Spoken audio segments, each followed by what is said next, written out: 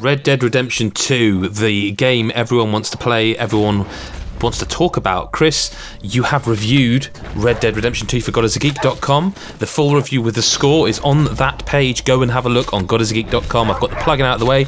My name's Adam Cook. I've played it too. Chris, 8 years in the making, 5 years since Rockstar's first brand new game. Talk to me about Red Dead Redemption 2. So, it's a very hard game to talk about because it's such a big game, and not this isn't just in size. There's so many factors that play into it. But I suppose the first thing we should just get off the bat is that it's a great game. Like, it's very, very immersive game. A hell of a lot to do. Very enjoyable. Just it's hard to kind of quantify it because you've got a story there, but there's so many different kind of things tethered throughout. And we're not going to spoil the story, by the way. Absolutely not. We've got a minute in, and you can be assured this is a no spoilers review. We're going to talk about the game. The story is for you to discover. The story is what it is. It's a good story. It's an interesting story. I want to ask you, Chris. Actually, this is kind of story based, but not spoilery. There are two things I love about this game that really stand out to me, and I'm going to just say them and see if they are the same thing as you. One, for me, is the voice acting and thus the characters. Oh, wow. Yes. Oh, 100%. And not even the main ones. Just like the little the bit parts as well that you don't really talk to that much are just as good. It's incredibly casted. The thing is as a video game, it plays kind of, in terms of how it moves, as, you know, it is not a simulation, but it feels very Grand Theft Auto-like in how you move around. It's still got, I personally think, quite a stiff feel to the movement, but that is because it's going for the realistic thing. And so I think the fact I find this game quite moving in spots, and not in the, so-and-so's died, now I'm weeping, not in a kind of The Last of Us way, so more in a, I felt bad. Like, it sounds mad to say it, but like in this game, you're not playing Spider-Man. You're not playing, Nathan Drake. You're kind of playing a gang member, right? Yeah, I mean, the thing that kind of makes it feel that way is it reminds me of the way you may feel when you played Fallout and you had to make these choices, which were completely open to how you did it. Like with Spider-Man, it's linear at the end of the day. You're playing through someone's story where, yes, you are playing through this character's story, Arthur, but you've got the freedom to be the kind of person you want to be. So with that, Intel becomes a lot of kind of moral questions along the way. Hence the kind of the gauge that pops up, which, you kind of become a darker character, a more evil character, or you can kind of be that morally upstanding gentleman. It's very deep. It's a very deep kind of story. I don't feel like the game lets you be entirely one or the other. And no. I don't want that to sound negative. I think it's a good thing. I started off, I'd say the first maybe 5 to 10 hours playing kind of good guy Arthur. Yeah. But it doesn't want you to. It kind of... And that leads me to the second thing I think is so good about this game is the world. It presents in such a realistic way that, like... You do kill people. Obviously, you kill people. It's a game with guns in it, and you rob people and you beat people, and you also help people who along the way, just in the wilderness, are trapped under their horse that suddenly died, and you give them a ride home, and you do all these things, and you're not good guy or bad guy. You're shades of grey guy, right? And that's absolutely, yeah. I think they pull it off. They do. Excellently. And with that kind of world of being that cowboy or whatever you want to call it, this is a world that's kind of dying out for these people. Yep. And that plays into it a lot. And it's done so well with how they're kind of trying to cling on to who they were and who they've been. But with the world changing as it is, it's very hard for them to do so. And with that comes a lot of decisions. And that's what makes it so good, because of how well it's kind of it's brought to your attention. I mean, there was a guy I discovered, I think I told you about this off recording, but I was I'd been out in the... I mean, I also think that the game gets better the longer you play it, and by that, it starts off, I think, deliberately slowly. Well, what do you think of the pacing of the game in general? Because I do think it starts off quite slow, but again, I think deliberately slow. I think it is slow, but I think with the size of the game, and where you go with it, it makes complete sense because it is a huge game.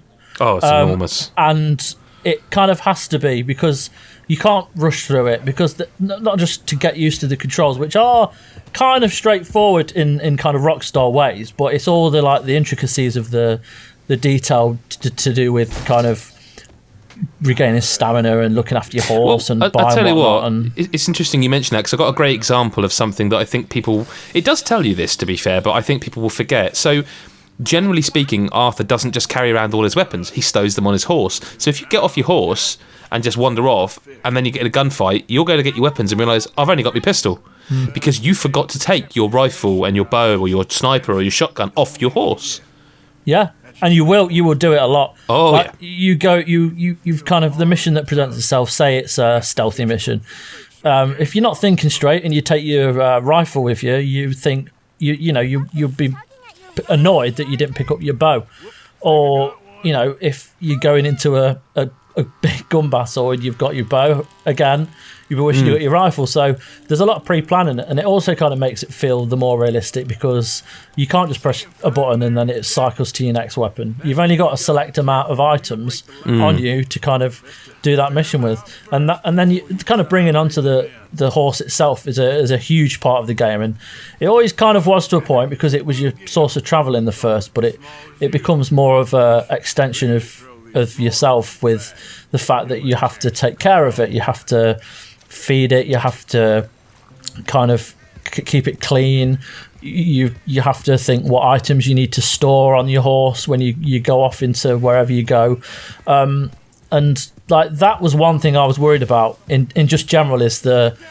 kind of survival elements. Because there was talk about like health bars with core stamina that you needed to keep replenishing. What do you? Sorry to cut across you, but what do you make of that? What do you make? Because I'll try and explain it, and then you tell people what you think. Obviously, you're reviewing it. So there are kind of 2 meters for everything. So you've got Arthur himself. You've got his health, stamina, and his Deadeye meter.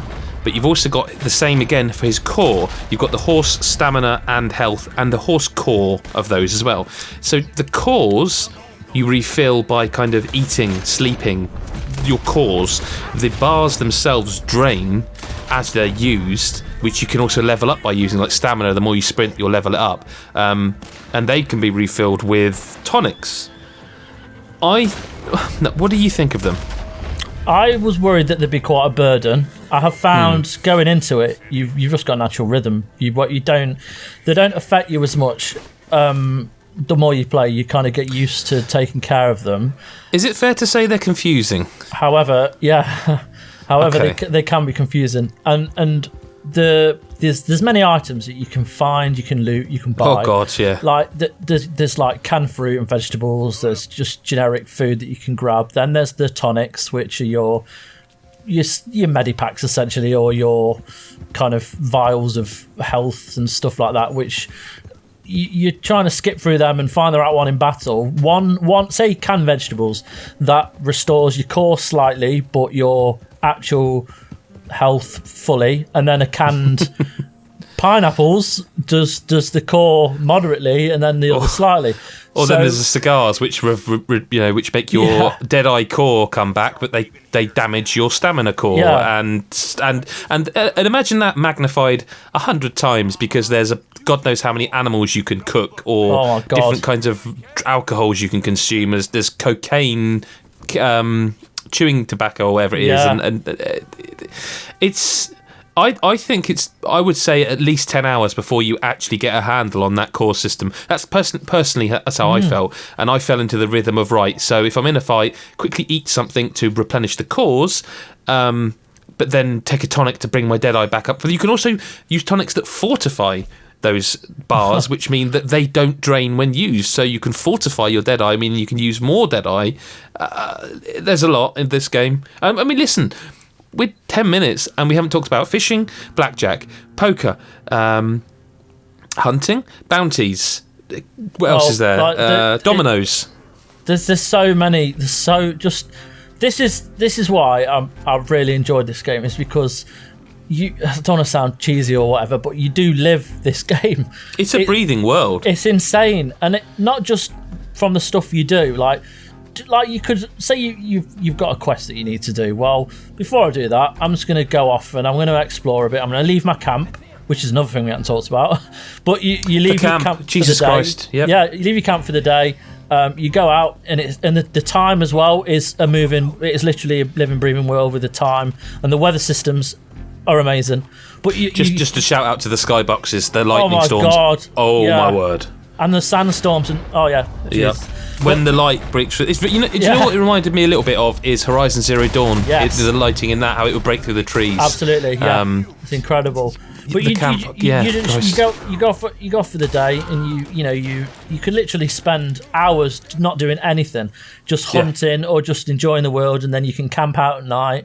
You can cook at the campsite, and you live in that life, and you've got nothing to do with the story, but you can just do what you want for a bit, and then you go back into the story. But the camp is a very basic system, but it's one that makes you feel involved with the game, and you've got kind of it's health of the camp. So it's your priority as a member of this gang to help feed and replenish supplies, whether it be food, medical supplies, ammunition. There's lots of different elements to it, but you will settle certain places, and your job is to keep your camp alive. And you may be out doing a mission, and you've just done the mission, and you think, well, I've got to head back.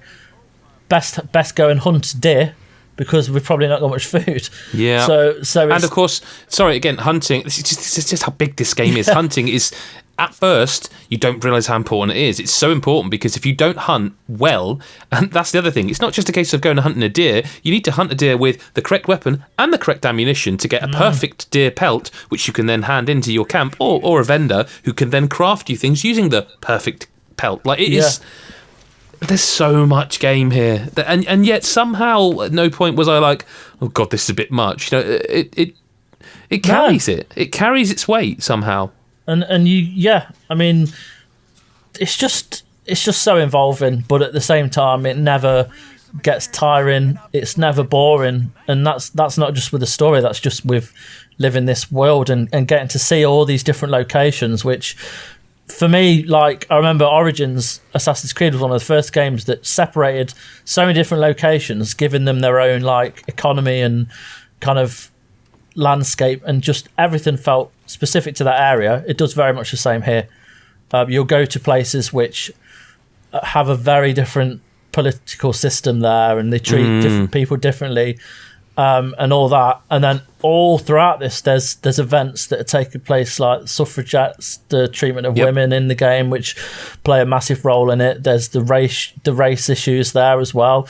It's just incredibly well thought of, and Rockstar have a tendency to do this with all their games. That they if it's not ready to come out, they won't release it. And that's why you can clearly see why the delay was made. There's so much in this game; they wanted to make it perfect, and it pretty much is. That there was a minor niggles, but on the whole, this is incredible.